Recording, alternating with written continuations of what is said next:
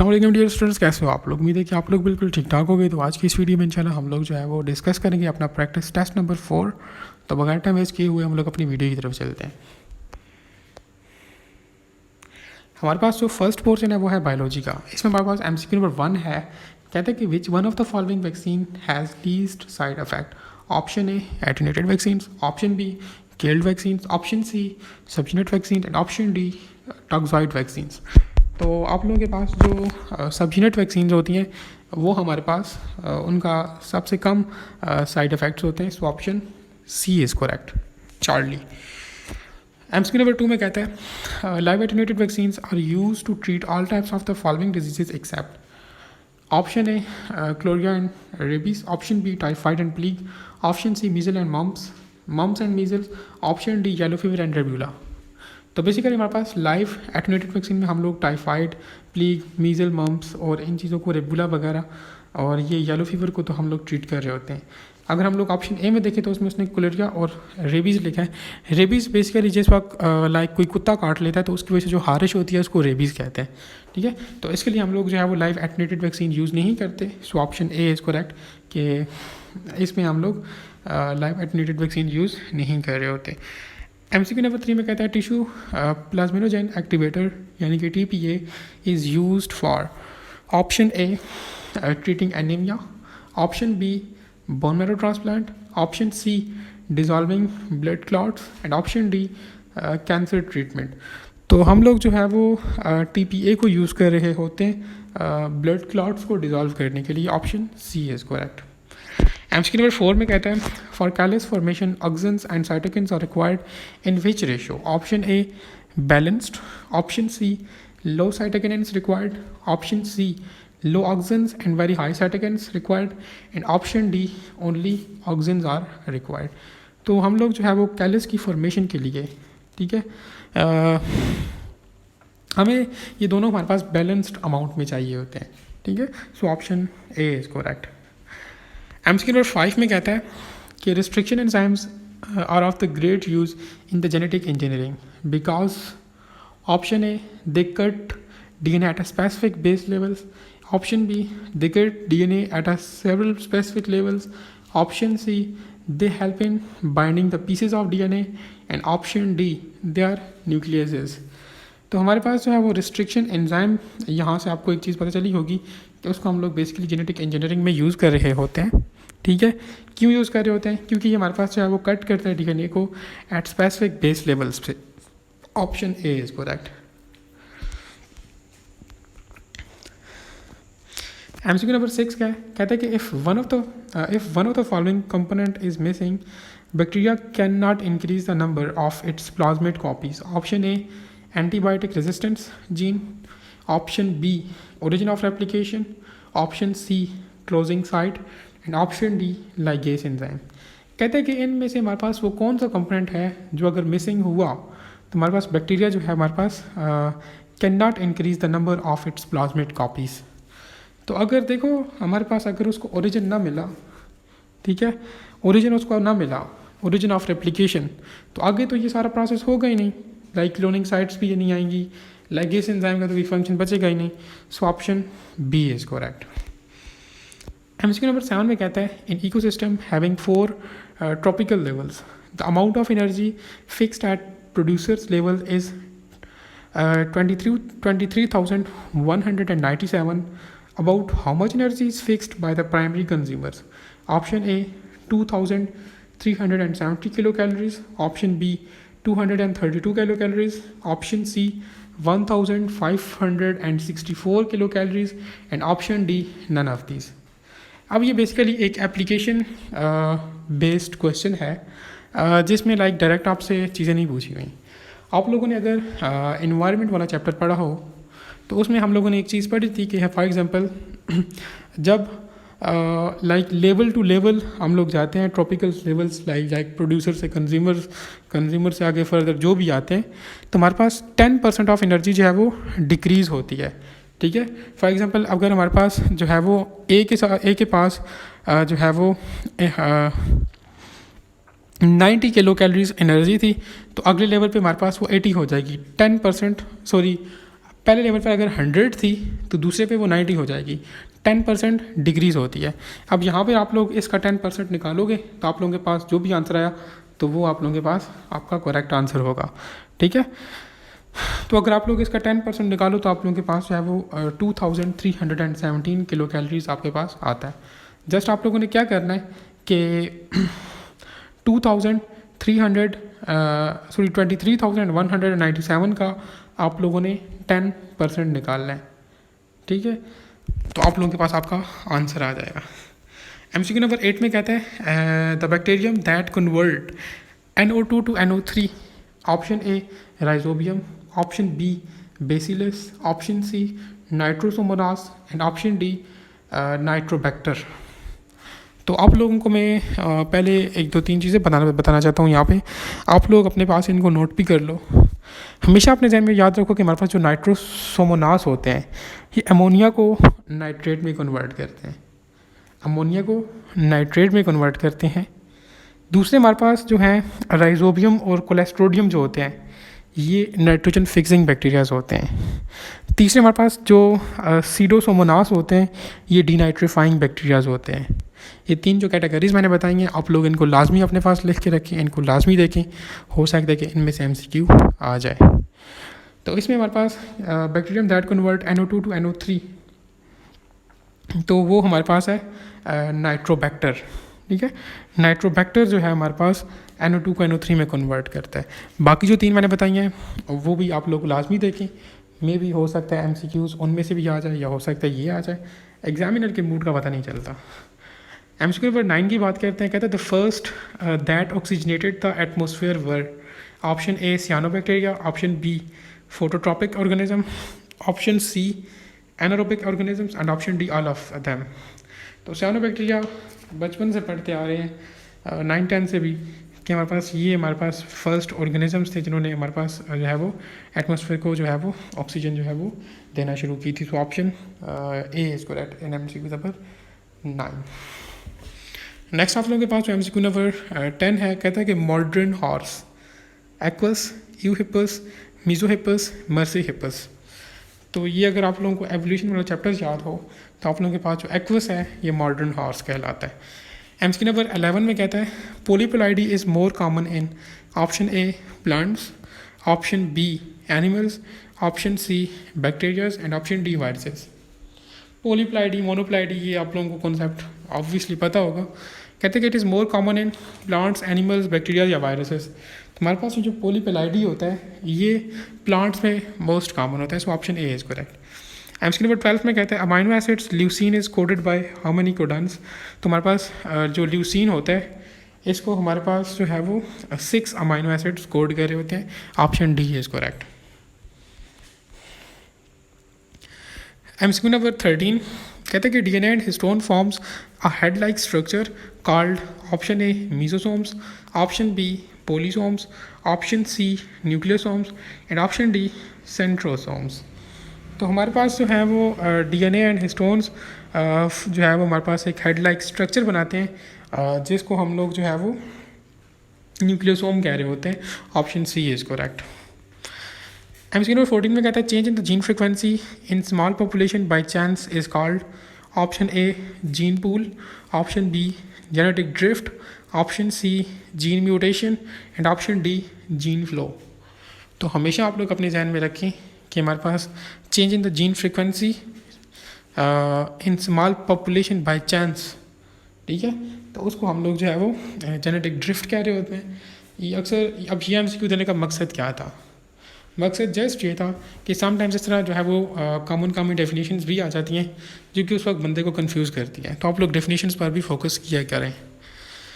Next हमारे पास MCQ number 15 है, कहते हैं कि in generation the gene that mark the expression of another gene is called, option A hypostatic, option B epistatic, option C hemistatic and option D नियोस्टैटिक।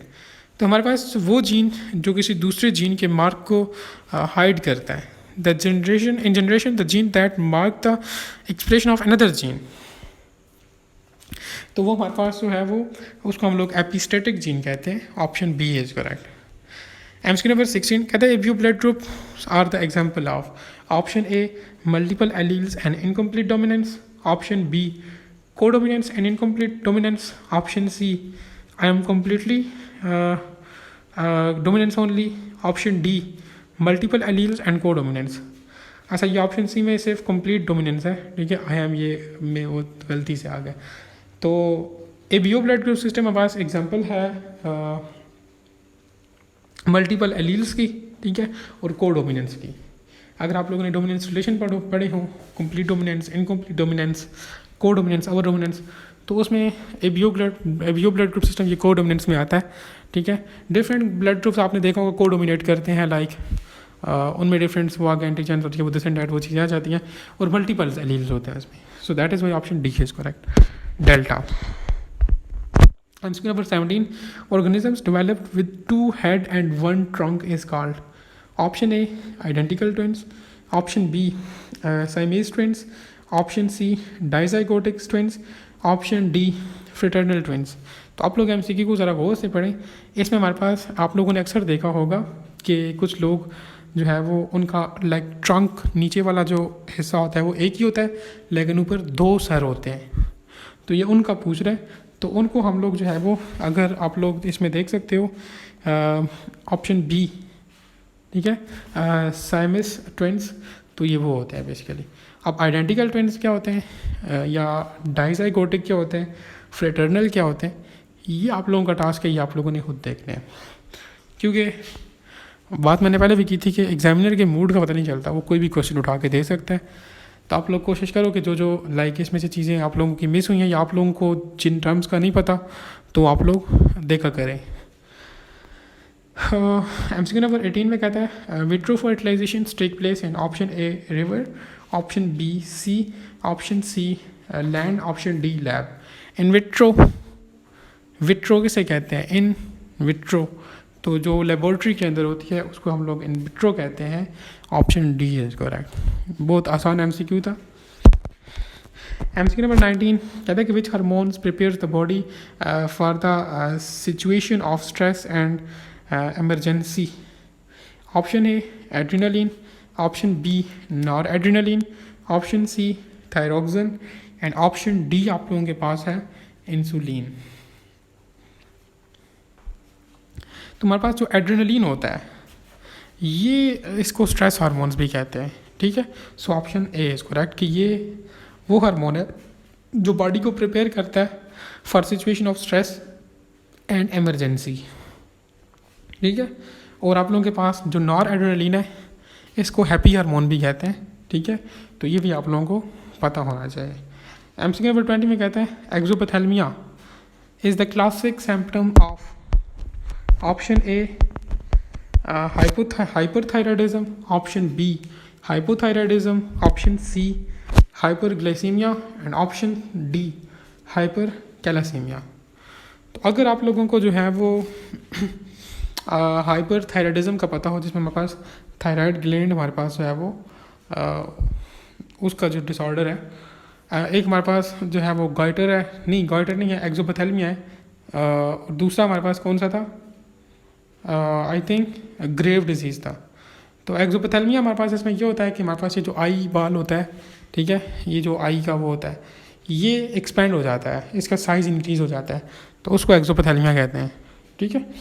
MCQ number 21 में कहता है goitre is cause by the deficiency of, option A sodium in water, option B calcium in water, option C insulin in water, and option D sugar in water. हमारे पास goitre, ये गला जो होता है हमारी नेक, ये लाइक इसमें स्वेल्विंग हो जाती है, उसको गॉइटर कहते हैं। तो ये सोडियम की डेफिशिएंसी की वजह से हो रही होती है, ठीक है। तो MCQ नंबर 21 में, सॉरी सोडियम कह रहा हूँ, आयोडीन की डेफिशिएंसी से, ठीक है। Option C is correct, sodium नहीं आयोडीन की डेफिशिएंसी से हो रहा होता है, option C is correct. MCQ number 22 कहता है कि rate of metabolism is controlled by, option A thyroxine, option B nor adrenaline, option C adrenaline, and option D all. हमारे पास जो थायरोक्सिन होता है ये मेटाबॉलिज्म को के रेट को कंट्रोल कर रहा होता है। ऑप्शन बी जो बी और सी जो है ये तो हमारे पास स्ट्रेस हार्मोन्स और हैप्पी हार्मोन्स ये वो वाले आ जाते हैं। तो थायरोक्सिन हमारे पास जो है ये रेट ऑफ मेटाबॉलिज्म को कंट्रोल कर रहा होता है। MCQ नंबर 23 में कहता है otitis media is the inflammation of which part of body, lungs, option B middle ear, option C inner ear, option D both middle and inner ear. अब देखिए MCQ अब इजी है, लेकिन कन्फ्यूजन कहाँ पे जनरेट हो रही है, ऑप्शन डी में। अब स्टूडेंट्स को यहाँ से पता नहीं चलेगा कि यार क्या ये इनर ईयर के भी इन्फेक्शन करता है या सिर्फ मिडिल का करता है। तो आप लोगों ने आप लोगों ने सिर्फ मिडिल का पढ़ा था, तो आप लोग सिर्फ मिडिल का ही लगाओ, ठीक है। ये ना सोचो कि यार इनर भी हो सकता होगा, ये वो दिस एंड डैट। तो आपने मिडिल का पढ़े, आप जस्ट मिडिल का लगाओ, ठीक है। ऑप्शन बी इज़ करेक्ट किस, और वो वाकई में सिर्फ मिडिल ईयर का ही करता है, ठीक है। मैं आपको जस्ट इसलिए बता रहा था क्योंकि समटाइम्स MCQ में इस तरह होता है कि कन्फ्यूजन के लिए आप लोगों को एक और ऑप्शन दे देते हैं, और स्टूडेंट समझते हैं यार ये चीज़ तो मैंने पढ़ी हुई है, लेकिन ये चीज़ का कन्फर्म नहीं है, इसका करता हूँ, इसको भी लगा देता हूँ। तो वो आप काइंडली ना किया करें, ठीक है। नेक्स्ट हमारे पास MCQ नंबर 24 कहता है कि Malpighians tubules convert nitrogenous waste into option A urine, option B ammonia, option C uric acid and option D urea. तो हमारे पास जो मेल्फेगियन टिब्यूल्स होते हैं ये नाइट्रोजनस वेस्ट को यूरिक एसिड में कन्वर्ट कर रहे होते हैं, ठीक है। अगर आपको बर्ड्स का याद हो, ठीक है, वो यूरिकोटैलिक होते हैं, ठीक है। तो दिस मीन्स दैट ये जो मेल्फेगियन टिब्यूल्स होते हैं ये उधर बर्ड्स में होते हैं, जो कि नाइट्रोजनस वेस्ट को यूरिक एसिड में कन्वर्ट कर रहे होते हैं। Bone is surrounded by MCQ number 25, bone is surrounded by option A perichondrium, option B periosteum, option B protostome, option C periosteum and option D भी पेरियोस्टम है, लेकिन spelling का आई थिंक कुछ मसला है। तो समटाइम्स वो स्पेलिंग में भी आपको कंफ्यूज करते हैं, ठीक है। पहले स्टार्टिंग वाले ऑप्शन में वो आपको गलत स्पेलिंग दे देते हैं, स्टूडेंट आगे जाता ही नहीं है, बस उन्हीं को टिक करके आगे चला जाता है। तो इस तरह भी आप लोगों ने नहीं करना। फिर अगर दो ऑप्शन सिमिलर आते हैं तो आप लोग लाजमी जो है वो उनकी स्पेलिंग चेक करो, ठीक है। अब यहाँ पर बोनेज, ये बहुत आसान MCQ है, ठीक है, लेकिन अब स्पेलिंग की वो डिफरेंस है थोड़ा बहुत, तो यहाँ पर स्टूडेंट्स लाजमी कन्फ्यूज़ हुए होंगे। तो MCQ नंबर 25 में हमारे पास जो है ऑप्शन डी इज़ करेक्ट, ठीक है। वो PERIOSTIUM होता है, ठीक है, पेरियोस्टम। Option D is correct. Spellings पर भी फोकस किया करें, समटाइम्स आपको एग्जामिनर स्पेलिंग्स में भी कंफ्यूज कर सकता है। MCQ नंबर 26 कहते हैं कि piriformis syndrome is associated with which one of the following disorder, option A arthritis, option B sciatica, option C spondylosis, option D disc slips. तो हमारे पास ये पेरिफॉर्मस सिंड्रोम जो है ये एसोसिएट करता है शियाटिका के साथ। अब शियाटिका बेसिकली क्या है? शियाटिका बेसिकली ये आप लोगों की ग्लूटियस रीजन में हमारे पास जो है वो एक नर्व होती है, शियाटिक नर्व, जो आप लोगों के जो लोअर रीजन होता है, लोअर ट्रंक होता है, लेग्स वगैरह, वहाँ पर ब्लड सप्लाई करती है। सॉरी नर्व है, ब्लड नहीं, नर्व है, ठीक है। ये डैमेज हो जाती है, ठीक है, जिसकी वजह से पेन होता है और लोअर रीजन में नमनेस होती है। नमनेस कैसे कहते हैं? जब हम लोग कहते हैं कि यार मेरा पाँव सो गया है, तो बेसिकली उसको नमनेस कहते हैं। तो वो जो है वो सारे रीजन में होती है, तो उसको बेसिकली हम लोग शियाटिका कह रहे होते हैं, ठीक है। Option B is correct. MCQ number 27 में कहता है if the medulla oblongata of the person brain is damage then which one of the following process will be disturb. Option A thinking, option B sleep, option C thirst and option D delta swallowing. अब देखें, ये directly भी आपसे पूछ सकता था, लेकिन घुमा फिरा कर पूछे कि अगर कहता है कि कोई बंदा है उसका मेडुला ऑब्लोंगेटा जो है वो डैमेज हो चुका है, तो इनमें से कौन सा प्रोसेस जो है वो रुक जाएगा। अब यहाँ पर वही स्टूडेंट इस क्वेश्चन को आंसर कर सकेगा जिसको मेडुला ऑब्लोंगेटा का फंक्शन पता है, ठीक है। तो मेडुला ऑब्लोंगेटा बेसिकली हमारे पास जो है वो ये स्वेल्विंग के प्रोसेस में इन्वॉल्व होता है। सो उसका जो स्वेल्विंग का प्रोसेस होगा वो डिस्टर्ब हो जाएगा। सो हम लोग बोलेंगे कि option D is correct, delta. Next हमारे पास MCQ नंबर 28 है, कहता है कि which line of the defence show the specific defence mechanism. तो ये तो बिल्कुल लाइक इजी क्वेश्चन है, लेकिन समटाइम्स बहुत आसान क्वेश्चंस भी आते हैं, तो आप लोगों ने उन चीज़ों को भी लाजमी देखना होता है। तो हमारे पास जो थर्ड लाइन हमारे पास है ये स्पेसिफिक डिफेंस मैकेनिज्म शो करती है। Option C is correct. MCQ number 29 कहते हैं the blood flow millilitre per minute during the exercise in the exercise the skin is. तो ये जो है आप लोगों के पास, हमारे पास ड्यूरिंग एक्सरसाइज हमारे पास 29 कह रहा हूँ 1900 मिलीलीटर हमारे पास जो है वो ब्लड स्किन को जा रहा होता है। ठीक है, ऑप्शन ए इज़ करेक्ट। अब बाकी यहाँ से आप लोगों ने रेस्ट कंडीशन पर भी देखना है, वो आपको लाजमी पता होना चाहिए। ठीक है, और एक्सरसाइज ड्यूरिंग स्फीयर एक्सरसाइज हमारे पास 1900 मिलीलीटर जो ये है ब्लड जो है वो स्किन को जा रहा होता है।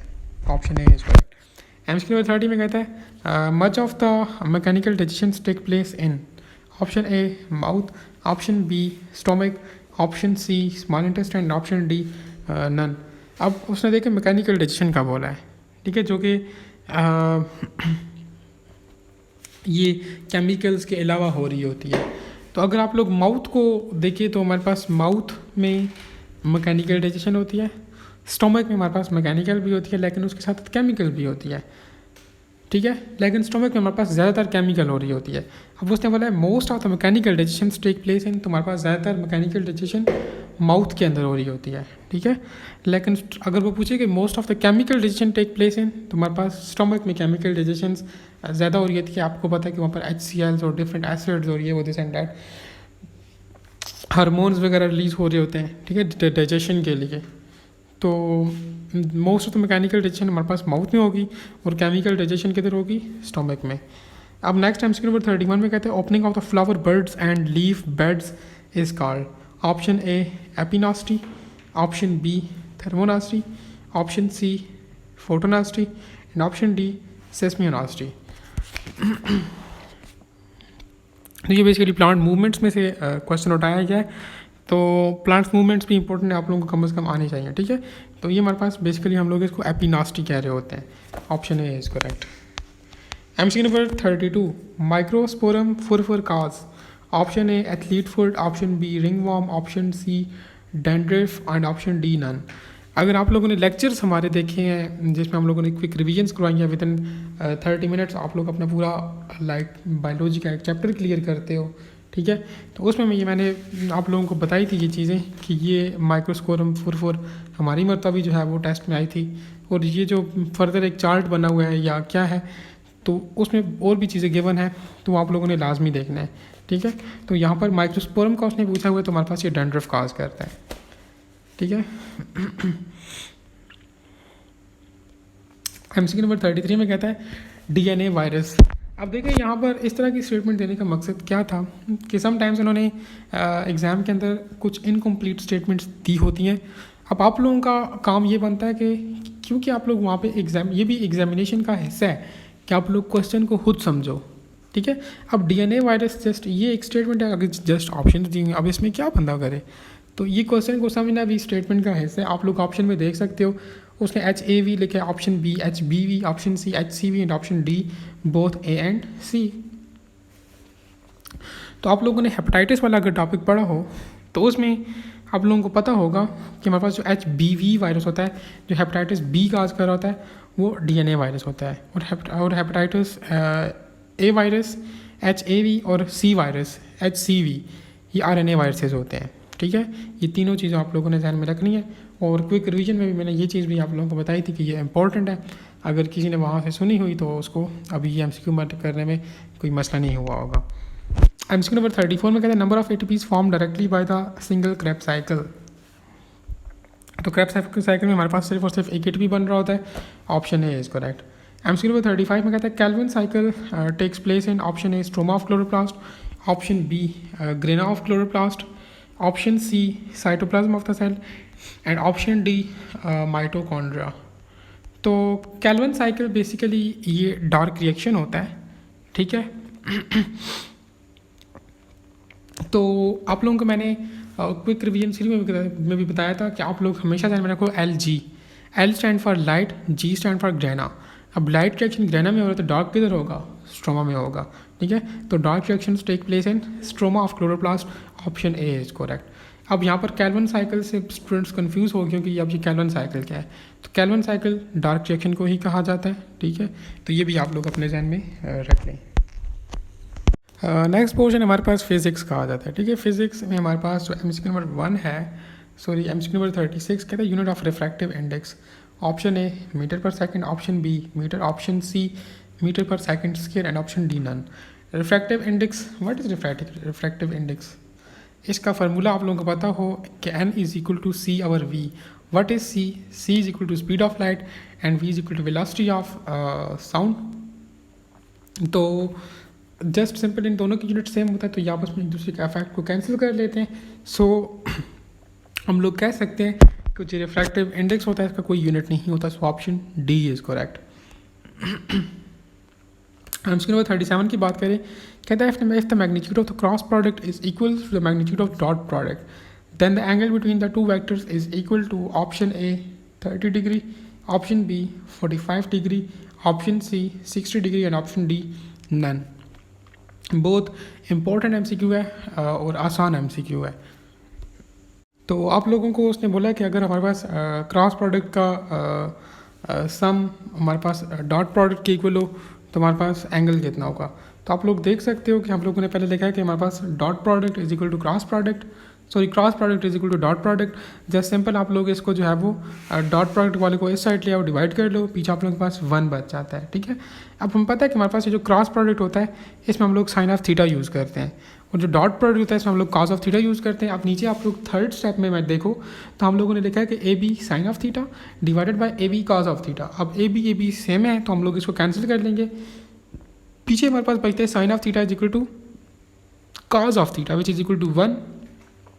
अब साइन ओवर कॉस अगर आप लोगों को पता हो तो ये 10 के इक्वल होता है। So tan of theta is equal to 1 और हमारे पास 10 कब 1 होता है? जब एंगल हमारे पास 45 हो। ये ट्रिग्नोमेट्रिक्स रेशो आप लोग लाजमी याद रखो, ठीक है। MCQs numerical problem some time इस तरह आ जाते हैं जिसमें ये चीज़ें लाइक हम लोग ने यूज़ करनी होती हैं। तो ये वेरी सिंपल सा इसका सोल्यूशन था, आप लोग देख सकते हो। नेक्स्ट हमारे पास एमसीक्यू नंबर 38 में कहते हैं area under the velocity time graph. Option A velocity, option B acceleration, option C distance and option D none. तो आप लोग हमेशा अपने जहन में रखो कि हमारे पास अच्छा यहाँ पर अब देखें एरिया लिखा हुआ है, सेम टाइम वो आपको स्लोप भी दे सकता है। तो स्लोप डिफरेंट चीज़ है, एरिया डिफरेंट चीज़ है, ठीक है। तो इन चीज़ों का आप लोगों ने लाजमी ख्याल रखना है। अब यहाँ पर उसने एरिया का पूछा है तो हमारे पास जो area under velocity time graph होता है वो हमारे पास जो है वो डिस्टेंस की इक्वल होता है, ठीक है। Area under velocity time graph is equal to distance, ठीक है। Option C is correct. इसके अलावा मैं आपको कुछ 2-3 चीज़ें और भी बताना चाहता हूँ, वो भी आप लोग अपने ध्यान में रख लो। हमारे पास slope of velocity time graph किसकी इक्वल होता है? वो एक्सेलरेशन की इक्वल होता है। यहाँ पर उसने area under velocity time graph लिखा है तो आप लोग बोलोगे कि it is equal to distance. लेकिन अगर slope of velocity time graph का उसने पूछा तो आप लोग बोलोगे कि it is equal to acceleration. एक 2 पॉइंट और भी बताता हूँ। Slope of displacement time graph हमारे पास पोजीशन के इक्वल होता है और area under the displacement time graph वो भी हमारे पास डिस्टेंस के ही इक्वल होता है, ठीक है। तो ये 3-4 पॉइंट्स थे, ये आप लोग अपने पास लिख लो और हमेशा एरिया और स्लोप को हमेशा ध्यान में रखो। एमसीक्यू नंबर 39 में कहता है joule per kilogram is the unit of option A gravitational potential, option B gravitational potential energy, option C elastic potential energy and option D none. तो हमारे पास जो जूल पर किलोग्राम होता है ये हमारे पास ग्रेविटेशनल पोटेंशियल का जो है वो यूनिट होता है। So option A is correct. MCQ 40 में कहता है in case of planets the necessity acceleration is provided by. Option A gravitational force, option B frictional force, option C Coulomb's force and option D centrifugal force. तो ये basically gravitational force होती है, gravity ही होती है, ठीक है, जो कि उसको नेसेसिटी सेंट्रीफ्यूगल फोर्स या सेंट्रीफ्यूगल एक्सेलरेशन प्रोवाइड कर रही होती है। So option A is correct. MCQ number 41 कहता है stroke law is applicable only when object has spherical shape. Option B small value of r, option C moving at a relatively small velocity through the viscous fluid and option D all। तो आप लोग हमेशा अपने पास ध्यान में रखें कि हमारे पास स्ट्रोक लॉ जो है वो इन तमाम चीज़ों पर जो है वो डिपेंड करता है। ऑप्शन डी इज़ करेक्ट, ठीक है। ऑब्जेक्ट स्फेरिकल होना चाहिए, उसका रेडियस स्मॉल होना चाहिए और मूव कर रहा हो विद स्मॉल वेलोसिटी के साथ थ्रू विस्कस फ्लूइड, ठीक है। ये सारी उसके लिए रिक्वायरमेंट्स हैं स्ट्रोक लॉ के लिए। एमसीक्यू नंबर 42 में कहता है simple harmonic motion is a type of option A rotational motion, option B circular motion, option C musical motion arrangements and option D oscillatory motion. तो सिंपल हार्मोनिक मोशन हमारे पास ये oscillatory motion की type है या example है, option D is correct. MCQ number 43 में कहता है the wave that do not require medium for the propagation are called option A matter waves, option B electromagnetic waves, option C mechanical waves, option D longitudinal waves. तो हमेशा अपने ध्यान में रखें कि हमारे पास इलेक्ट्रोमैग्नेटिक वेव्स को मीडियम रिक्वायर नहीं होता इनकी प्रोपोगेशन के लिए। Yes, option B is correct. Sound wave हमारे पास इनको मीडियम रिक्वायर्ड होता है, ठीक है, और ये मैकेनिकल वेव्स होती हैं, so that is why. MCQ 44 में कहता है when light enters from air to glass it suffers a change in. देखिए जिस वक्त हमारे पास वो एक मीडियम से दूसरे मीडियम में जाता है, रेयर से डेंसर में जाता है, मीडियम चेंज कर रहा है, तो उसकी वेलोसिटी यानी कि स्पीड जब चेंज होगी तो ऑब्वियसली उसकी वेवलेंथ भी जो है वो चेंज होगी, क्योंकि इनका आपस में रिलेशन है। सो ऑप्शन डी को अगर देखें इसमें उसने बोला wavelength and speed, so option D is correct. MCQ number 45 में कहता है the work done on the system is option A positive, option B negative, option C both, option D no work. तो हमेशा अपने जहन में रखें कि हमारे पास जो है वो the work done on the system is negative, ठीक है, और अगर बाय द सिस्टम हो तो वो पॉजिटिव होगा। लेकिन एक और पॉइंट भी ध्यान में रखें कि हमारे पास हीट जिस वक्त हम लोग ऐड करेंगे सिस्टम में तो हमारे पास वो पॉजिटिव होगी, लेकिन अगर सिस्टम हीट देगा तो वो नेगेटिव हीट होगी। ये 4 पॉइंट्स थे, इनको साइन कन्वेंशंस कहते हैं, तो ये आप लोगों को लाजमी पता हो। एमसीक्यू नंबर 46 में कहता है if soap bubble is charged, option A it size decreases, option B it size increases, option C no change in size, option D depends upon the nature of the charge. तो आप लोग हमेशा ध्यान में रखें जब हम लोग जो है वो दोनों सेम चार्जेस को साथ लाते हैं तो रिपल्शन होती है, और रिपल्शन से हमारे पास हमेशा साइज़ क्या होता है, इंक्रीज़ करता है, ठीक है। रिपल्शन हुई है वो आपस में एक दूसरे से दूर भागेंगे साइज़ ज़्यादा होता जाएगा, ठीक है, option B is correct. MCQ number 47 unit of conductance, option A ohm per metre, option B siemens, option C mho MHO, option D both B and C. तो हमारे पास इसमें बोथ बी एंड सी आता है, ठीक है। साइमन और MHO जो है वो कंडक्टेंस का यूनिट होता है। अब नेक्स्ट एमसीक्यू नंबर 48 में कहते हैं a moving charge particle is surrounded by option A 1 field, option B 2 fields, option C 3 fields and option D 4 fields. तो ये तो आप लोगों को FSC लेवल का MCQ है, आई थिंक एक्सरसाइज का भी है।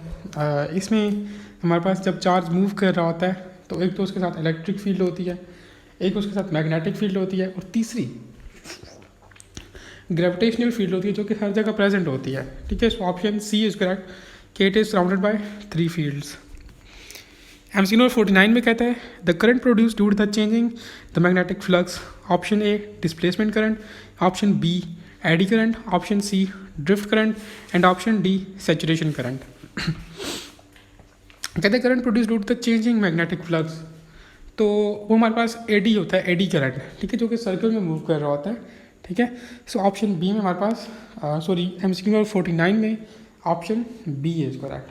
अब एडी करंट के बारे में आपको मैं 2 चीज़ें और भी बताता हूँ कि ये हमारे पास हमेशा मेटल लूप में हमारे पास प्रोड्यूस हो रहा होता है, और इसके लिए एक और नाम है फ्लोकस्ड करंट, या इस तरह से कुछ नाम है FUCACLT, ठीक है। ये आप लोग अपने पास लिख भी सकते हैं, इसको दूसरा नाम ये दिया गया। नेक्स्ट हमारे पास MCQ नंबर है 50। कहते हैं an alternating current of RMS is equal to 20 milli ampere passing through the 4 kilo ohm resistor. कहते हैं कि what is the average power dissipated, option A 0.6 watt, option B 1.6 watt, option C 8 × 10⁻8 watt and option D 1.6 × 10⁸ watt. ये C जो आगे लिखा हुआ ये वैसे गलती से हो गया। तो पावर डिसिपेटेड का फार्मूला आप लोगों को पता होगा, P = I²R। जस्ट सिंपल यहाँ पे आप लोगों को I गिवन है, ठीक है, उसको पहले कन्वर्ट करें, ठीक है, मिली को हटाएं जस्ट उसका स्केयर लें और जो है वो उसको मल्टीप्लाई कर लें आर के साथ, रेजिस्टेंस के साथ, ठीक है। यहाँ से रेजिस्टेंस के साथ इसको भी, इसमें से भी किलो को आपको जो है वो इसकी वैल्यू पुट करेंगे, ठीक है। और जस्ट सिंपल इनको आप लोगों ने मल्टीप्लाई एंड वो करना है, स्केयर लेना है, that is it. Option B जो है वो आप लोगों के पास आएगा 1.6 watt. Just simple P equal to I square R formula put करना है, ठीक है। एमसीक्यू 51 में कहता है if the band gap energy is greater than 3 electron volts then the material is classified as option A conductor, option B insulator, option C semiconductor and option D ceramic, ठीक है। तो हमारे पास जो है वो जब गैप एनर्जी जो है वो ग्रेटर होती है 3 इलेक्ट्रॉन वॉट से, तो हमारे पास जो मटेरियल होता है वो इंसुलेटर होता है, ठीक है। Option B is correct. MCQ 52 में कहता है conversion of AC to DC, इससे मुश्किल एमसीक्यू कोई नहीं होगा ठीक है। Option A amplification, option B oscillation, option C rectification and option D regeneration. तो हमारे पास इसमें rectification is the best option, option number C. MCQ 53 में कहता है for energy of photon greater than 1.02 mega electron volt which one of the following process में occur. Option A Compton's effect, option B photo electric effect, option C pair production और option D हमारे पास है आला रकर। अच्छा, यहाँ पर सारे हो सकते हैं, ठीक है, लेकिन मोस्ट पॉसिबल हमारे पास जो है वो पेयर प्रोडक्शन होगा, तो इसलिए हम लोग पेयर प्रोडक्शन को ही चूज़ करेंगे, ठीक हो गया। और इसमें आपको मैं 2-3 चीज़ और भी बताना चाहता हूँ कि हमारे पास ये जो पेयर प्रोडक्शन होता है ये जो है वो वैक्यूम में नहीं हो रहा होता, इसके लिए एनर्जी हमें ग्रेटर चाहिए होती है 1.02 मेगा इलेक्ट्रॉन वॉट से, ठीक है। जस्ट ये 2 चीज़ें आप लोगों को पता होनी चाहिए कि ये वैक्यूम में भी नहीं हो रहा होता, एमसीक्यूज़ आ सकते हैं। और एनर्जी भी मैंने आपको बता दी है जो कि यहाँ पे आपके स्टेटमेंट में भी मेंशन है, तो आप लोग इसको भी लाजमी देखें। एमसीक्यू नंबर 54 कहता है कि which one of the following is more coherent. Option A X rays, option B natural light, option C laser, option D gamma rays, option, हाँ बस ना। तो हमारे पास जो लेज़र होती है वो मोस्ट कोहेरेंट होती है, ठीक है। लेज़र जो बिल्कुल आपने देखा होगा लेज़र लाइट्स वगैरह, तो ये उसी लेज़र की बात कर रहे हैं। आप लोगों ने देखा होगा कि वो कितनी इंटेंस होती है। इंटेंस क्यों होती है? क्योंकि वो बहुत ज़्यादा कोहेरेंट होती है, वो कलेक्टिवली जो है वो सिर्फ एक ही उसमें लाइक मोनोक्रोमेटेड होती है और वो उस तरह मूव करती है, ठीक है। लेज़र के बारे में मैं आपको कुछ पॉइंट्स बताने वाला हूँ, तो आप लोग नोट कर सकते हो। लेज़र हमारे पास 3D इमेज देती है, इसकी हैवी ऑप्टिकल इमेजिंग होती है, ये कोहेरेंट होती है, लाइक एक ही उसमें लाइक कम्बाइनली अब जो दूसरी नॉर्मल लाइट देखिए वो फैल जाती है, ठीक है, लेकिन ये कोहेरेंट एक साथ मूव करती है, ठीक है। और ये मोनोक्रोमेटिक होती है लाइक सीधी, और ये हमारे पास जो है वो इंट्रिंसिक बीम ऑफ लाइट देती हैं, और इनमें जो है वो ये हाईली डायरेक्शनल होती हैं। फर्दर ये प्रोड्यूस कर सकती हैं हमारे पास फ्यूजन रिएक्शन, और ये यूज़ होती हैं किडनी स्टोन्स को ब्रेक करने के लिए। एमसीक्यू नंबर 55 में कहता है half life of the radio active isotope is. Option D को आप लोग देखो, सिंपल सा फार्मूला है, एक ही फेमस फार्मूला है आप लोगों के लास्ट चैप्टर में, तो ये उसी की बात कर रहा है, 0.693 डिवाइडेड बाई लैम्डा। अच्छा जी, नेक्स्ट पोर्शन हमारे पास इंग्लिश का है। इंग्लिश में हमारे पास एमसीक्यू नंबर 56 में कहता है huckle HUCKLE means. Option A bucket of flowers, option B displeasing manner, option C suppressed laughter, option D religious manner. तो हमारे पास जो हकली होता है ये हमारे पास बेसिकली इसको स्प्रेस्ड लाफ्टर कहते हैं, option C is correct. MCQ 57 में कहता है brilliant employees. Option A sparking, option B glorious, option C talented, option D slowly. तो ब्रिलियंट का मतलब ये तो सबको पता है टैलेंटेड होता है, ऑप्शन सी इज करेक्ट। कहते हैं there are dash fish in the pound. Option A much, option B any, option C more, option D many. तो अब फिशेज अनकाउंटेबल है तो इसके लिए हम लोग मैनी यूज़ करते हैं, option D is correct. MCQ 59 में कहता है mathematics dash difficult but fantastic. तो मैथमेटिक्स सीम्स, ठीक है, option A is correct, mathematics seems difficult but it's fantastic. MCQ 60 में कहता है we are eager dash the scientist. We are egg, option A to meet, option B meet, option C to have meet and option D meeting. तो हमारे पास जो है वो we are eager के बाद हमेशा जो है वो to meet the scientist, option A is correct. MCQ number 61 कहते हैं कि 2 and 2 dash 4 can be 4, option B makes, option C make, option D is equal to. अब यहाँ पे बहुत से स्टूडेंट्स ने मेक्स लगाया होगा, MEKES, लेकिन जो करेक्ट ऑप्शन है वो मेक है, ठीक है। Option C is correct. MCQ number 62 में कहता है don't poke your nose dash my affairs, option A in, option B on, option C into and option D onto. तो don't poke your nose into my affairs, ठीक है, option C is correct. आपने देखा होगा ये तीसरा MCQ है जो कि रिपीट हो रहा है। लाइक ये पिछले जो टेस्ट मैंने लिए थे उसमें भी थे। वजह क्या है इनको रिपीट करने की, ताकि ये जो थोड़े बहुत कॉन्सेप्ट्स हैं ये आप लोगों को सही से आ जाए। एमसीक्यू 63 कहते हैं I was tired dash I went to bed, option A so, option B for, option C since and option D yet. तो इसमें आप लोगों के पास जो है वो option A is correct, I was tired so, इसलिए, ठीक है, मैं थका हुआ हूँ इसलिए मैं आई वेंट टू बेड, ठीक है। So option A is correct. MCQ number 64 कहते हैं कि I use my umbrella dash it rains, option A when, option B whenever, option C unless and option D until. तो I use my umbrella whenever, ठीक है, जब कभी it rains, option B is correct. He is good dash chess, option A in, option B at, option C with and option D bye. तो mostly students ने इसमें इन का option जो है वो चूज़ किया होगा, ठीक है, जबकि I am good at chess होगा, ठीक है। तो ये आप लोग अपने जहन में रखें।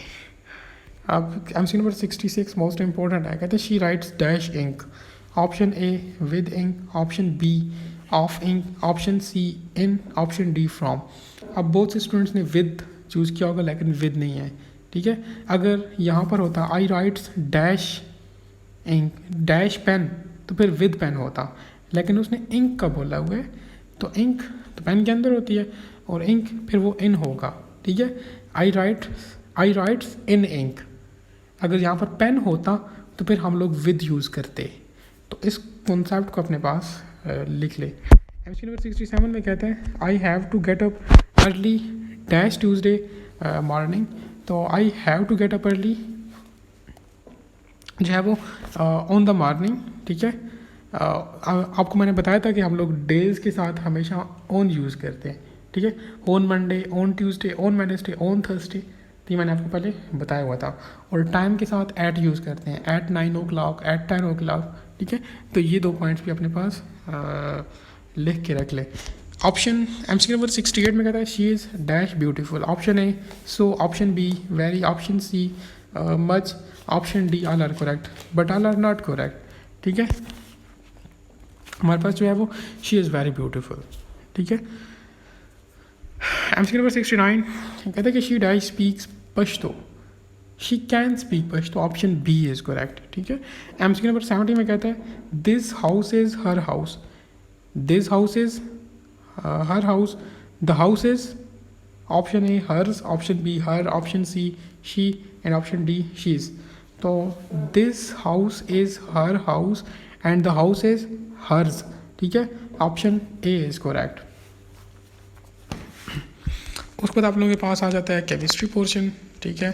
केमिस्ट्री पोर्शन काफ़ी जो है वो सोच समझ के बनाया गया था, ठीक है। इसमें जस्ट आप लोगों को एक चीज़ ट्रेनिंग देनी थी, वो ये कि आप लोग कभी भी लंबी स्टेटमेंट्स से ना घबराओ।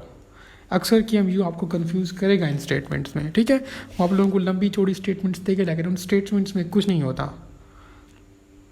आप लोगों को यही समझाने का मकसद था कि ये यहाँ पर हमने आप लोगों को बहुत लेंथी स्टेटमेंट्स दी हैं। अब देखिए MCQ number 71 tetramethylsilane is added to the compound is added to other compound as a standard while carrying out its nuclear magnetic resonance spectrum.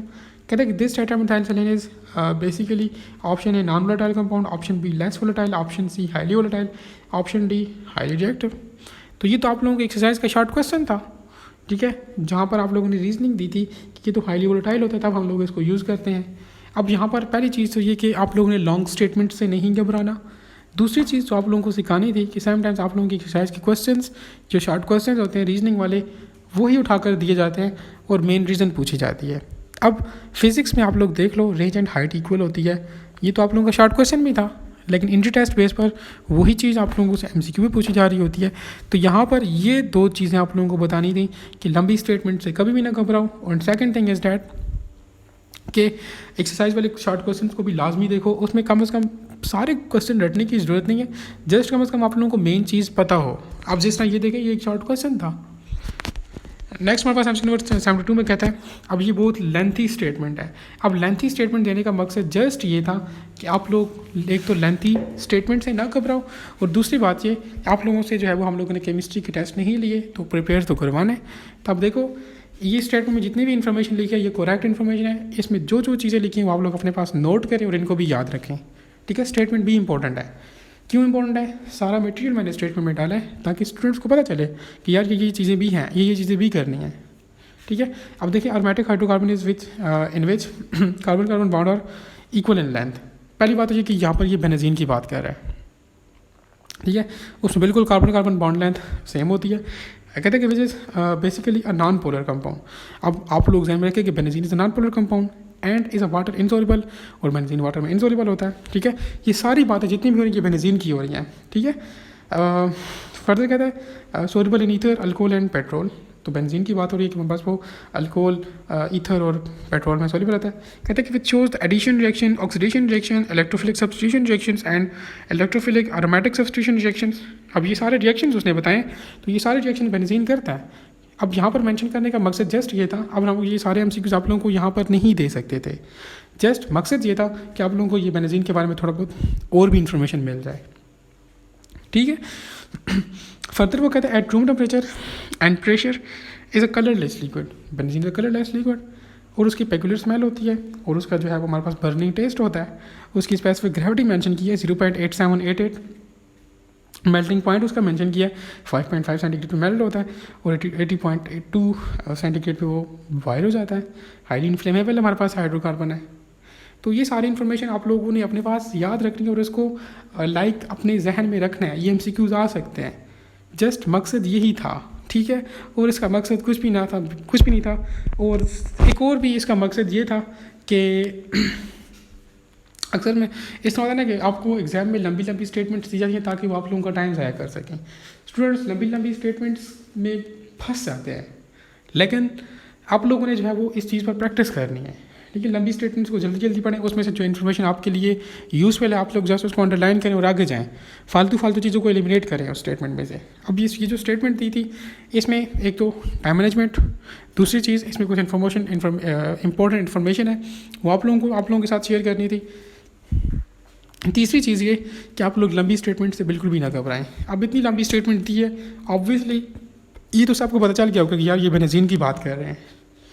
अब आगे देखें, कहते हैं कि which is used as a solvent having each carbon atom is sp2 hybridised. अब आपको यहाँ से एक और चीज़ पता चली होगी कि हमारे पास यार बेंजीन में तो sp2 हाइब्रिडाइजेशन होती है।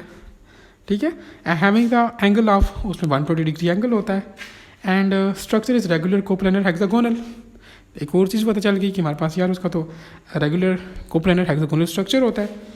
कहते हैं कि having 6 carbon atoms and 6 oxygen atoms. कहते हैं the NMR spectrum of that compound gives. अब स्टेटमेंट में जितनी भी इंफॉर्मेशन है वो आप लोगों ने याद रखनी है। ठीक है, और उसको भूलना नहीं है। ये बेंजीन की बात हो रही थी। ठीक है, option A 12 peaks, option B 6 peaks, option C 3 peaks, option D 1 peaks. तो बेंजीन हमारे पास सिर्फ एक पीक देता है, ऑप्शन D इज़ करेक्ट। ठीक है, उसी जगह हम लोग NMR स्पेक्ट्रोस्कोपी करें तो MCQ नंबर 73 कहता है drinking H2 should be odorless, tasteless and it is free from the turbidity and its pH should be ranges between the 7 to 8.5। अब देखें ये भी लॉन्ग स्टेटमेंट है, इसमें आपको एक इन्फॉर्मेशन मिल रही है कि आप लोगों को वाटर की pH का पता चल रहा है। ठीक है, हो सकता है कि एग्जाम में वो आपसे वाटर की pH पूछ ले, तो ये आप लोगों ने याद रखनी है। कहता है कि minimum diluted and its taste and colour changes. So out of which treatment is mainly used to kill the diseasing causing bacteria and other pathogens in the water. Option A, ozonation. Option B, UV irradiation. Option C, chlorination. And option D, boiling. तो हमेशा ध्यान में रखें कि हम लोग water की treatment के लिए हम लोग क्लोरिनेशन का प्रोसेस यूज़ करते हैं. आप लोगों ने वाटर ट्रीटमेंट में ये प्रोसेस पढ़ा होगा, ठीक है. So option C is correct. यहाँ पर भी जो है वो जो इन्फॉर्मेशन लाइक स्टेटमेंट में इन्फॉर्मेशन गिवन है वो आप लोगों को लाजमी आनी चाहिए, लाजमी आप लोगों ने अपने ध्यान में रखनी है, ठीक है. नेक्स्ट हमारे पास एमसीक्यू नंबर 74 है. कहता है कि a 6 carbon compound which is basically a condensation polymer contains nitrogen and is obtained from the adipic acid and hexa methylene diam and is aliphatic polyamide is generally known as. Option A PVC, option B nylon, option C Teflon and option D Orion. तो देखें अब इसका जो main हमारे पास जो correct option है वो है नाइलॉन, ऑप्शन बी. लेकिन अब देखें ऑप्शन बी को ही आप करेक्ट करके आगे ना जाएं. आप लोग अब ऑप्शन बी जो नाइलॉन है उसके बारे में देखें आप लोगों को स्टेटमेंट में इन्फॉर्मेशन क्या क्या दी हुई है. क्या होता है जो आप लोगों का मेन टेस्ट हो उसमें वो आपसे पूछ ले हमारे पास वो कौन सा कंपाउंड है जिसमें हमारे पास नाइट्रोजन होता है. तो यहाँ से देखें आपको पता चल रहा है ना कि हमारे पास नाइलॉन नाइट्रोजन भी कैरी करता है. फर्दर देखें कहाँ से ऑब्टेन करते हैं, from adipic acid and hexamethylene, ठीक है. And is aliphatic polyamide. और ये एलिफेटिक पोलीअमाइड है. देखिए 3-4 चीज़ें तो आप लोगों को यहाँ से मिल गई, तो एक किस्म का फ़ायदा हो गया इनका, ठीक है. तो इस एमसीक्यू में हमारे पास ऑप्शन बी इज़ करेक्ट था. एमसीक्यू नंबर 75, ये भी एक लेंथी स्टेटमेंट है. कहता है कि higher molecular mass compound was hydrolysed and it was found to be the amino acid. अब यहाँ से ही पता चल गया स्टूडेंट का कि यार वो प्रोटीन्स की बात कर रहा है, ठीक है. अब फर्दर जो इन्फॉर्मेशन दी है वो आप लोगों ने लाजमी ध्यान में रखनी है.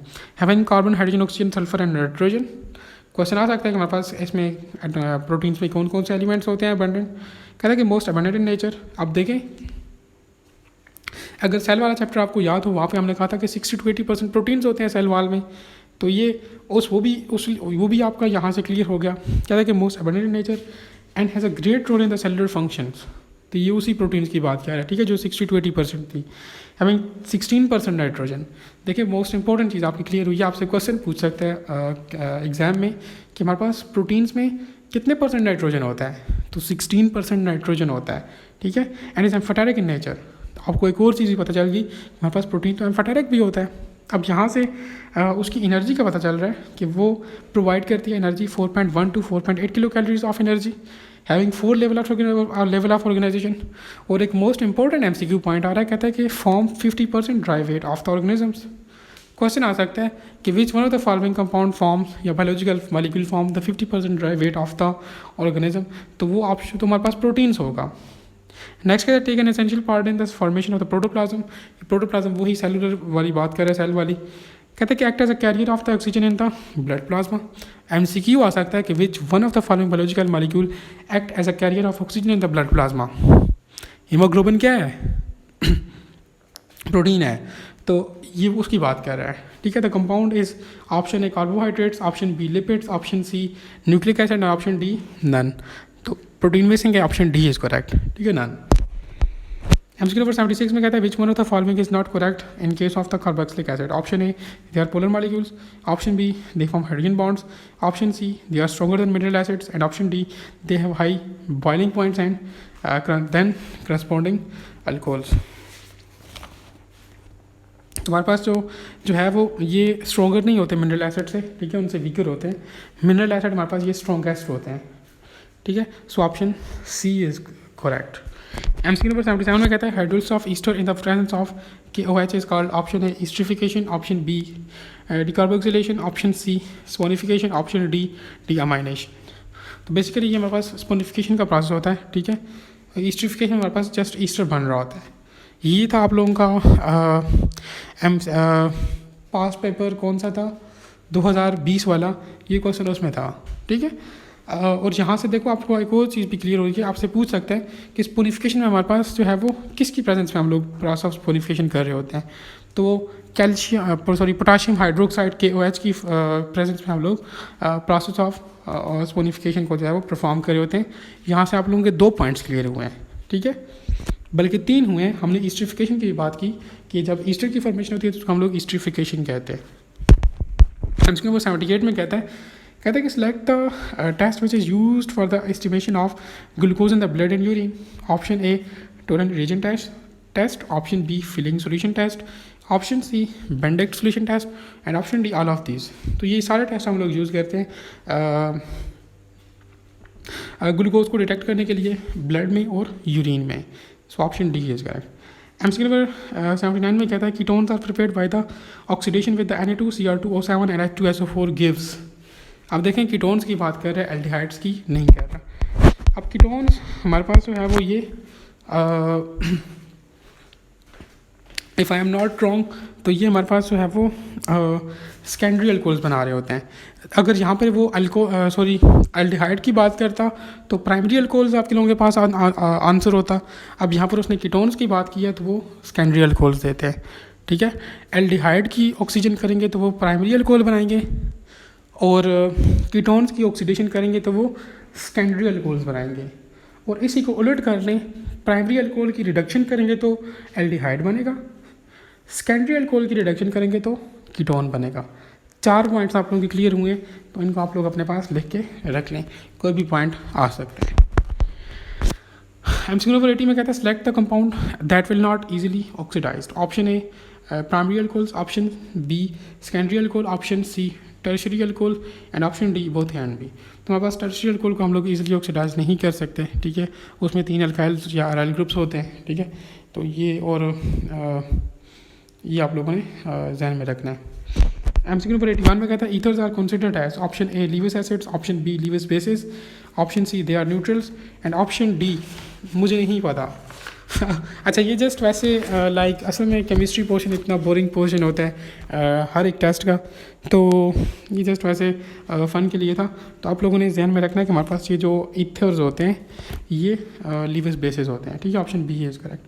एमसीक्यू नंबर 82 कहता है कि methane thiol and ethane thiol is added to the natural gas. Option A में कहता है to make the combustion of natural gas easily, option B to detect the boiling point, option C to detect the gas leakage by smell, option D both A and B. तो यार methane thiol और ethane thiol इसकी smell जो है वो थोड़ी peculiar सी होती है और इसको यूज़ करते हैं, फिर उससे पता चलता है कि यार कहाँ से इसमें वो लीकेज है. So option C is correct. MCQ number 83 में कहता है कि dehydrohalogenation of alkyl halides is carried out with. Option है alcoholic potassium hydroxide, option B aqueous potassium hydroxide और ऑप्शन सी में है aqueous sodium hydroxide and option D में है अल्कोहलिक सोडियम हाइड्रोक्साइड. तो हमारे पास जो है वो डिहाइड्रो हेलोजिनेशन का पता है आप लोगों को, अल्केन या एल्कीन की प्रिपरेशन के लिए होता है. ये आप लोग कन्फर्म कर लें. ठीक है, उसमें हम लोग अल्कोहलिक पोटाशियम हाइड्रोक्साइड यानी कि KOH यूज़ कर रहे होते हैं. So option A is correct. ठीक है, अच्छा यहाँ पर जो है वो आप लोग कोशिश करें कि ये अल्काइंस अल्कीन्स और अल्केन्स की प्रिपरेशन लाजमी देखें. ये वही हैं जो आप लोगों ने 10th में पढ़ी थी, ईजिली याद हो जाती हैं. इनको याद करें, यहाँ से MCQ आने के चांसेस होते हैं. असल में कभी कभार एग्जामिनर चाहता है कि आसान MCQ डाले, लेकिन आसान भी तब स्टूडेंट्स के लिए होते हैं जब स्टूडेंट्स ने कुछ पढ़ा हो. ठीक है, तो वो फिर क्या करता है, अब उसे पता है कि यार ये तो अल्काइंस अल्केन्स के प्रिपरेशन मेथड तो ये बच्चों ने 10th में ही पढ़े होंगे, इनको आते होंगे, लेकिन वो भी स्टूडेंट्स को भूले होते हैं जिन्होंने स्टडी नहीं की होती. ठीक है, तो वो आप लोग लाजमी देखें, समटाइम्स आ जाते हैं. एमसीक्यू नंबर 84 में कहता है कि which statement is not true about the benzene. Option A planar molecule with the bond angle of 120. ये ऊपर जो इतनी लंबी चौड़ी बात हमने की थी ये वही बात कर रहा है कि उसमें हमारे पास 120 एंगल होता है. Option B completely miscible with the water, option C can be converted into the cyclohexene by the hydrogenation, option D can be converted in ethyl to ethyl benzene when reacted with the ethyl chloride and AlCl3. अब इस तरह के जो statement वाले question होते हैं तो इसमें जो रॉन्ग स्टेटमेंट होती है उसको तो चलो आप छोड़ दो, लेकिन जो बाकी करेक्ट स्टेटमेंट होती है वो कम से कम वो भी आप लोग अपने जहन में रखा करो. किस्मत का पता नहीं चलता, क्या पता आपकी किस्मत अच्छी हो और वही स्टेटमेंट्स ऐसा कोई नया MCQ बन के आपके मेन टेस्ट में आ जाए. तो आप लोग कोशिश किया करो कि ये चीज़ें भी लाजमी देखा करो. तो इसमें हमारे पास जो है वो ऑप्शन बी जो है वो करेक्ट है कि हमारे पास बेंजीन कम्प्लीटली मिसेबल नहीं होता यार वाटर के साथ. हम लोग ऊपर बात की थी कि वो लाइक उसमें डिज़ोल्व ही नहीं होता. तो so option B is correct. इसके नंबर 85 में कहता है कोयल, natural gas and petroleums are generally called as option A hydrocarbons, option B carbonisation, option C fossil fuels and option D cracking. Simple definition है, fossil fuels कहते हैं, option C is correct. MC number 86 कहते हैं the outer electronic configuration of the cobalt ion is 4s2 and 3d10। कहता है कि with this electronic configuration the aqueous solution of the copper, sorry cobalt नहीं है copper है, one compound is option A bluish, option B greenish blue, option C bluish green and option D colourless. तो यार हमेशा ध्यान में रखो कि जब हमारे पास आउटर इलेक्ट्रॉनिक कॉन्फिगरेशन या इलेक्ट्रॉनिक ट्रांजिशन फिल हो, ठीक है, कोई भी अनपेड इलेक्ट्रॉन भी ना हो या फील्ड हो। पहली बात ये तो या तो फील्ड हो, अब देखिए 3d10 फील्ड है, ठीक है, ये वाला orbit, further accommodation of electron इस ऑर्बिट में नहीं आ सकती। या अगर यहाँ पर कोई इवन होता है यानी कि पेड की फॉर्म में होते 8 6 4 2 यानी पेड की फॉर्म में, तो कोई भी अनपेड इलेक्ट्रॉन ना होता, ठीक है, तो फिर आप हमेशा ध्यान में रखें कि वो कलरलेस कंपाउंड्स होते हैं, ठीक है। तो अब देखें 3d10 फर्दर इलेक्ट्रॉन्स की एकोमोडेशन पॉसिबल नहीं है 3d10 में, तो ये हमारे पास है वो कलरलेस है। अब जिस वक्त हमें फॉर एग्जांपल इसमें कोई और कलर ऐड कर लेंगे तो वो अनपेयर हो जाएगा, तो उसमें हमारे पास कोई ना कोई कलर वो फिर अपार्ट करेगा। Option D is correct. अच्छा जी, हमारे पास नेक्स्ट टाइम MCQ नंबर 87 में कहता है the first ionisation energy of an atom depends upon option A change in nucleus, option B screening effect, option C electronic configuration and option D all of these. तो वो इन तमाम चीज़ों पर depend करता है, so option D is correct. MCQ number 89 में कहता है Fajans rule states that small and the highly charge ion tend to form more, option A ionic compounds, option B polymeric compounds, option C covalent compounds, option D coordinate covalent compounds. तो अगर आप लोगों को याद हो second year chemistry, तो ये भी आप लोगों की एक्सरसाइज का ही क्वेश्चन है, ठीक है। तो हमारे पास जो है वो ये कोवेलेंट बॉन्ड बनाते हैं, ठीक है। जब हमारे पास साइज स्मॉल हो और वो हाईली चार्ज्ड आयन्स हो तो हमारे पास वो कोवेलेंट बॉन्ड बनाते हैं, ठीक है। और अगर साइज़ ज़्यादा हो और हाईली चार्ज ना हो तो वो हमारे पास आयोनिक बॉन्ड बनाता है, और ये फाजन रूल की स्टेटमेंट है, सिंपल है दैट। नेक्स्ट हमारे पास MCQ नंबर 89 में कहता है hydration energy is the heat evolved और एब्जॉर्ब्ड। कहता है कि व्हेन, ऑप्शन ए में कहता है mole of the gaseous ion is dissolved in 1 mole of water, option B 1 mole of ion is in solid state is dissolved in 1 mole of water, option C 1 mole of the gaseous ion is dissolved in water to give infinitely dilute solution, option D में कहता है 1 mole of the ion is in solid state is dissolved to form the concentrated solution. तो हमारे पास अगर आप option B को देखिए तो कहते हैं कि 1 मोल ऑफ द आयन, ठीक है, hydration energy is basically the 1 mole of ion in solid state is dissolve in 1 mole of water, तो उसे हम लोग हाइड्रेशन एनर्जी कहते हैं, so option B is correct. MCQ number 90 में कहता है nitric acid acts as option A oxidising agent, option B reducing agent, option C oxidising and reducing agent, option C neither oxidising nor reducing. Option C correct है। हमारे पास ये जो nitric acid है ये एम्फोटेरिक है, सॉरी ये as an oxidising agent भी एक्ट करता है और रिड्यूसिंग एजेंट भी के तौर पर भी एक्ट कर रहा होता है। MCQ नंबर 91 में कहता है lithium is generally used as an electrode in high energy batteries because, option A it is lightest metal, option B it has high negative reduction potential, option C it is quite reactive and option D हमारे पास है it does not corrode easily. तो हमारे पास यार उसने पूछा कि lithium is generally use as an electrode, तो यार वो इलेक्ट्रोड के लिए इसलिए यूज़ होता है क्योंकि हमारे पास जो है वो ईजीली उसमें कोरियंस नहीं होती, कोरोड नहीं होता वो, सो ऑप्शन डी इज़ करेक्ट। ठीक हो गया। नेक्स्ट हमारे पास MCQ नंबर 90 में कहता है the first law of thermodynamics has a statement which implies that option A no heat enters or leave the system, option B temperature remains constant, option C all work is mechanical and option D energy is conserved। तो बार बार ये चीज़ revise होती है कि हमारे पास first law of thermodynamics is the law of conservation of energy, जिसमें overall energy conserve होती है, so option D is correct. MCQ number 93 में कहता है a pure water freezes at 0 degree and boils at 100 degree at standard conditions. कहता है कि when calcium chloride was added to pure water what do you expect about the freezing and the boiling point of the water. I think ये MCQ repeat हुआ है, तो option हमें कहते हैं no change in the freezing and boiling point, option B freezing point increases and boiling point decreases, option C freezing point increases and boiling point increases, option D freezing point decreases and boiling point increases. पहली बात तो ये कि यार कुछ चीज़ add कर रहे हैं तो ऑब्वियसली उसकी मेल्टिंग और बॉइलिंग पॉइंट पर कुछ ना कुछ तो फ़र्क पड़ेगा, ठीक है, ये बात तो लाजमी है। और एक कॉन्सेप्ट आप लोग हमेशा ध्यान में रखें कि जब बॉइलिंग पॉइंट को इंक्रीज़ करते हैं तो लाजमी नहीं है कि हमारे पास मेल्टिंग पॉइंट भी इंक्रीज़ हो। जब हमारे पास इनका आपस में बेसिकली इन्वर्स रिलेशन है, बॉइलिंग पॉइंट इंक्रीज़ हो रहा है तो मेल्टिंग पॉइंट डिक्रीज़ होगा, ठीक है, इस कॉन्सेप्ट को ध्यान में रखें। अच्छा, जब हम लोग उसमें इम्प्योरिटीज़ ऐड कर रहे हैं या कैल्शियम क्लोराइड ऐड कर रहे हैं तो उस वक्त हमारे पास इसका फ्रीजिंग पॉइंट डिक्रीज़ होगा, ठीक है, लेकिन इसका बॉइलिंग पॉइंट इंक्रीज़ करेगा, ठीक है, बॉइलिंग पॉइंट इंक्रीज करेगा। Option D is correct. MCQ number 94 में कहता है the addition of the catalyst to chemical reaction changes its, option A enthalpy, option B entropy, option C free energy, option D activation energy. तो हम लोगों ने कहा था कि ये एक्टिवेशन एनर्जी को लोअर करते हैं तो this means that activation energy change हो गई। So option D is correct कि हमारे पास addition of catalyst to chemical reaction change its activation energy. Activation energy वो एनर्जी होती है जो किसी रिएक्शन को स्टार्ट करती है और ये हमेशा इसमें जब कैटलिस्ट ऐड करते हैं तो ये लो हो जाती है, ठीक है, लाइक जब कैटलिस्ट ऐड करते हैं तो किसी रिएक्शन को स्टार्ट करने के लिए हमें लो एक्टिवेशन एनर्जी चाहिए होती है।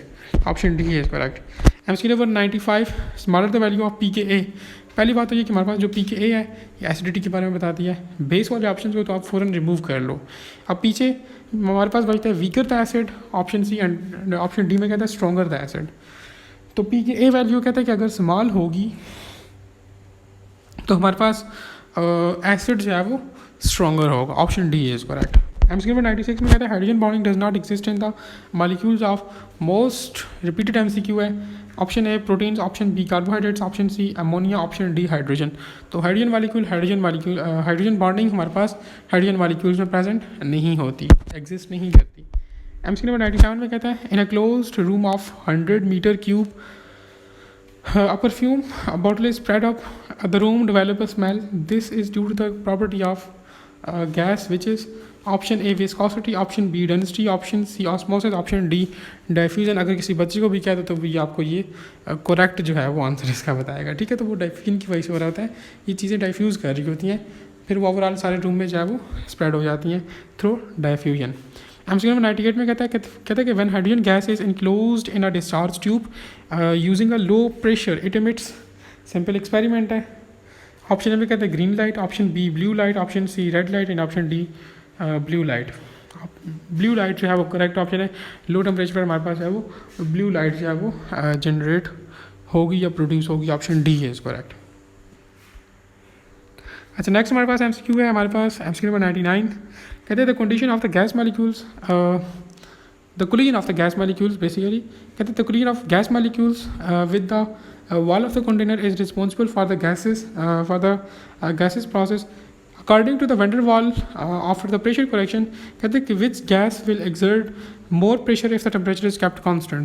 टेम्परेचर कैप को अगर हम लोग कांस्टेंट रखेंगे तो हमारे पास सारी गैसेस को जो है वो सेम जो है वो प्रेशर एक्सर्ट करेंगी, ठीक है। अगर प्रेशर कांस्टेंट नहीं होगा तो फिर हम लोग कह सकेंगे कि यार जिस पे लाइक टेम्परेचर ज़्यादा है, जिस गैस का टेम्परेचर ज़्यादा है तो वो गैस जो है वो ज़्यादा कोलाइड करेगी, लेकिन टेम्परेचर कांस्टेंट है तो दिस मीन्स दैट सारी गैसेस जो है वो उनका प्रेशर जो है वो सेम ही होगा। So option D is correct. MCQ number 100 है, लास्ट एमसीक्यू है बट नॉट लीस्ट है, मोस्ट इंपॉर्टेंट एमसीक्यू है। कहते हैं an unknown gas diffuses 5 times slower than that of H2, ठीक है। कहते हैं the molecular mass of unknown gas is option A 10, option B 15, option C 25 and option D 50। अब जिस स्टूडेंट को ये आता है उसने तो कर लिया होगा, लेकिन मसला उस स्टूडेंट के लिए जिसको ये नहीं आता, ठीक है। अब जिसको नहीं आता तो इंशाल्लाह उसको भी आ जाएगा, ठीक है। इसके लिए एक सिंपल ट्रिक मैं आपको बताता हूँ। हमेशा इस तरह का कोई भी एमसीक्यू हो, ठीक है, तो आप लोग हमेशा उसके लिए एक ट्रिक यूज़ करो, T² मल्टीप्लाई M। अब what is T² and what is M? T², T stand for times, ये देखिए 5 times आपके क्वेश्चन में गिवन है तो ये उसको रिप्रेजेंट कर रहा है, ठीक है। इसका हम लोग स्केयर ले लेंगे। अब M क्या है? M basically it is the molar mass of compound जो आपको गिवन है। अब यहाँ पर हाइड्रोजन गिवन है तो हाइड्रोजन का मोलर मास हमें पता है कि वो 2 होता है, तो सिंपल इज़ दैट आप लोग 5 का स्केल लोगे और उसको मल्टीप्लाई करोगे 2 के साथ। ये थी आप लोगों के पास सिंपल ट्रिक। तो इसको यूज़ करते हुए आप लोग इजीली इस क्वेश्चन को सॉल्व कर सकते हो। इस ट्रिक को हमेशा आप लोगों ने अपने ध्यान में रखना है। ये MCQ भी इंपॉर्टेंट है, समटाइम्स एग्जाम में आ जाता है, तो अगर ये आ गया तो आप लोगों ने कम से कम इसको गलत नहीं करना, ठीक है।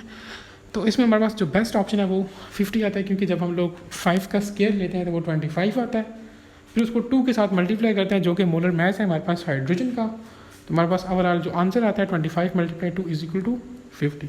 Option D is correct. तो ये था आप लोगों का chapter number practice test number 4, और उम्मीद है कि आप लोगों ने काफ़ी कुछ सीखा होगा, ठीक है। और अगर नहीं सीखा तो कोशिश करें कि आप सीख लें, क्योंकि ये मौके फिर दोबारा आपको नहीं मिलेंगे, ठीक है। एक नंबर आप लोगों के लिए बहुत कीमती है, एक नंबर से आप लोगों की फील्ड इधर से उधर हो सकती है, ठीक है। आप लोग कोशिश करो कि कम से कम ये जो चीज़ें हैं अभी इन टेस्ट में जो आपको नहीं आती थी, कम से कम आप वो भी कर लो, वो भी सीख लो, और वो दोबारा ना दोहराओ वो गलती, तो ये भी मोर देन इनफ होगा, ठीक है। हमारा काम जस्ट यही होता है कि हम लोग आपको टेस्ट के थ्रू आप लोगों की एवोल्यूशन कर लें। बाकी आप लोगों का काम है आप लोग किस तरह से प्रिपेयर कर रहे हो, लेकिन मैं आपको यही बोलूँगा कि मार्क्स आपके टेस्ट में जितने भी आए हैं, कम आए हैं ज़्यादा हैं, वो मैटर नहीं करते, ठीक है। आप लोगों ने सीखा क्या है, दिस मैटर्स अ लॉट, ठीक है। अगर किसी स्टूडेंट ने जो है वो इसमें से अपनी 50 या 60 मिस्टेक्स निकाली हैं और उसको करेक्ट किया है, तो ये बहुत अच्छी बात है, ठीक है। तो आप लोग बस कोशिश करो कि इस टेस्ट को जो है वो कम से कम इसमें जो चीज़ें आपको नहीं आती थी आप लोग वो सीखो, और अपनी इन मिस्टेक्स को जो है वो आने वाले जो फर्दर टेस्ट होंगे उसमें रिपीट ना करो। असल में यहाँ पे कुछ रिपीटेड MCQs भी थे, वो देने का मकसद जस्ट ये था कि क्या आप लोगों ने अपनी जो वो मिस्टेक्स थी जो आप लोगों ने पिछले टेस्ट में की थी, क्या आप दोबारा वो मिस्टेक कर रहे हो, तो उसका मकसद जस्ट यही था, ठीक है।